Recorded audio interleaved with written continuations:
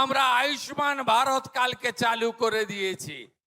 1.5 কোটি পরিবারের 6 কোটির বেশি লোক, ইনক্লুডিং আমার আশা আইসিডিএস দিদিরা এবং 70 ঊর্ধ্ব সমস্ত সিনিয়র প্রবীণ নাগরিকরা ভারত পশ্চিমবঙ্গে শুধু নয়, ভারতবর্ষের 38,000 হসপিটালে, প্রাইভেট এবং সরকারি হসপিটালে আয়ুষ্মান ভারতের চিকিৎসা পাবেন।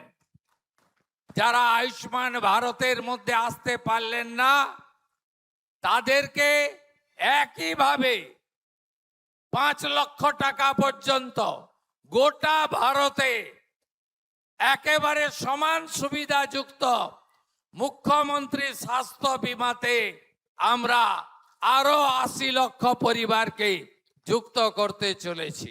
মা মনসা পুজো আগামীকাল, উৎসবের প্রস্তুতি শুরু হয়ে গেছে। এ এক ঐতিহ্য, এ এক সংস্কৃতি, এ এক ধর্মীয় পরম্পরা। বিগত সরকার যা করেনি আমরা তাই করতে চলেছি।